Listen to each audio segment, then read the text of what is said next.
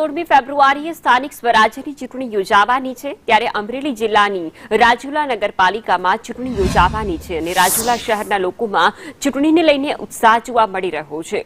જો કે સ્થાનિકોનું કહેવું છે કે વહીવટી શાસન વચ્ચે પ્રાથમિક સમસ્યાઓમાં વધારો થયો છે, જેમ કે રસ્તા અને ગટરના પ્રશ્નો વધી રહ્યા છે। પાણીની વ્યવસ્થા નિયમિત થાય તેવી આશા નવા ચૂંટાઈને આવતા કોર્પોરેટર પાસે સ્થાનિકો રાખી રહ્યા છે। અમરેલી જિલ્લામાં સ્થાનિક સ્વરાજની ચૂંટણીઓ જાહેર થઈ છે ત્યારે રાજુલા શહેરમાં સંદેશની ટીમ પહોંચી છે। ત્યારે રાજુલા શહેરમાં મતદારોનો શું મિજાજ છે, સ્થાનિક લોકોનો શું મિજાજ છે તે જોવા માટે આપણે સ્થાનિક લોકોની મુલાકાત લેશું। ત્યારે આપણે જઈએ, આવો આપણે આ ટીમને મળીએ અને લોકોનું શું કહેવું છે। બકુલભાઈ, અત્યારે રાજુલા શહેરમાં શું સમસ્યાઓ છે અને અત્યારની પરિસ્થિતિ શું છે અને મતદારોનો મિજાજ શું છે, જણાવશો? રાજુલા નગરપાલિકાની ચૂંટણી જ્યારે આવી છે ત્યારે લોકોની અપેક્ષાઓ રોડ, રસ્તા, લાઇટ અને પાણીની હોય। પાણીની વ્યવસ્થા તો છેલ્લા ઘણા સમયથી વહીવટદાર શાસન હોવા છતાં અમારા જિલ્લા ભાજપ મહામંત્રી ભાઈ શ્રી રવુભાઈના નેજા નીચે સુંદર વ્યવસ્થા પાણીની ચાલી રહી છે। એકાત્ર આ શહેરમાં પાણી આવે છે। રોડ રસ્તા અને સફાઈના થોડા પ્રશ્નો હોય, કારણ વહીવટદાર શાસન હોય ત્યારે સ્વાભાવિક છે કે બોડી કરતાં થોડા પ્રશ્નો રહે, પણ એ પણ આવતી બોડી નવેસરથી નવી ચૂંટાય અને શહેરમાં આ બધી સમસ્યાઓ વહેલી તકે હલ કરશે તો સંપૂર્ણ વિશ્વાસ છે। આવતા દિવસોમાં એ પણ બધી વિધિ પરિપૂર્ણ થઈને નગરપાલિકાના નવા સભ્યો જ્યારે રાજુલા નગરપાલિકામાં શાસન કરવા બેસવાના હોય ત્યારે એમની પાસે 3 વસ્તુનું જ કામગીરી હોય છે: રોડ, રસ્તા અને પાણી।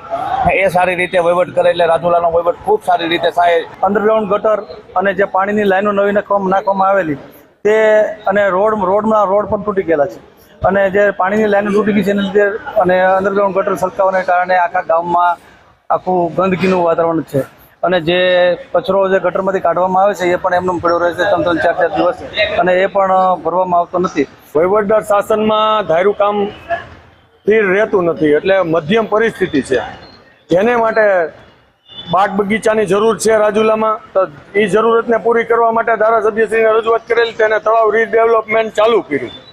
પાણીનો જે અગાઉના સમસ્યા દૂર ન થઈ, અગાઉની જે બોડીમાં જે બધું વિખાણું ને પબ્લિક હેરાન થઈ રાજુલાની, એ તો રાજુલાની પબ્લિક જાણે જ છે અગાઉ શું થયું। તે માટે ધારાસભ્ય શ્રી ફૂલ એક્ટિવ છે। એની માટે એણે જે પાણીની સાથે એની પાણીનો પ્રશ્ન આવતો કે પાણીમાં ગંદુ પાણી ભળે છે, તે માટે જલ સે નલની યોજના લાવ્યા। નવી તમામ વિવિધ એરિયામાં અલગ અલગ જગ્યા ઉપર નવા પાણીના સ્તંભ બને છે। છેલ્લા 30 વર્ષથી હું માનું ત્યાં સુધી 30 વર્ષ પહેલા જે કંઈ પણ રાજુલાની સમસ્યા હતી ને જે મુદ્દાઓને લઈને નગરપાલિકાની સ્થાપના કરવામાં આવી હતી રાજુલાને, તો આજે 30 વર્ષ પછી રાજુલાના સ્થાનિક લોકોની એની એ સમસ્યા અને એનો એ સવાલો લઈ અને ઉભેલા છે। અને મારા પરમ મિત્રો અહીંયા ભૂતકાળની અંદર કોઈ કોંગ્રેસમાંથી ચૂંટાયેલા હતા, ભાજપમાંથી ચૂંટાયેલા હતા અને ક્યાંક ને ક્યાંક વાતો એવી હમણાં કરી કે અમે ભારતીય જનતા પાર્ટીમાં રહી અને બહુ સારી કામગીરી કરી બતાવશું, તો તમે કોંગ્રેસમાં જ હતા, તમે 3 વખત આ ફિલ્ટર પ્લાન્ટના ઉદ્ઘાટનો પણ કરેલા છે। તો હું આપના માધ્યમથી કહેવા માંગીશ કે 100% આવનારા સમયની અંદર રાજુલાની જનતાને અમે કહેવા માંગશું કે આ વખત જે પ્રથમ વખત લડતા હોય, જે આ વિસ્તારના સારા કામ કરવા માંગતા હોય, ખરેખર શિક્ષિત હોય અને આપણા મુદ્દાનો અવાજ એ અહીંયાથી લઈ અને ગાંધીનગરથી વાયા દિલ્હી સુધી પહોંચાડી શકે એવા ઉમેદવારોને મત આપવા આ વખતે લોકો ઈચ્છે છે। લોકોનો મિજાજ અને ગામ લોકોના આગેવાનોનો મિજાજ જોતા દર્શે દેખાઈ આવ્યો છે કે રોડ, રસ્તા, લાઇટ અને પાણીનો જનરલ પ્રશ્ન છે, પરંતુ એક તરફ ધારાસભ્ય દ્વારા વિકાસ થઈ રહ્યો છે ત્યારે બીજી તરફ લોકો એવું ઈચ્છી રહ્યા છે કે ભારતીય જનતા પક્ષ જ્યારે શાસન પર હોય ત્યારે વધુમાં વધુ સુવિધા આપે તેવું લોકો ઈચ્છી રહ્યા છે। યોગેશ કાનાબાર, સંદેશ ન્યૂઝ, રાજુલા।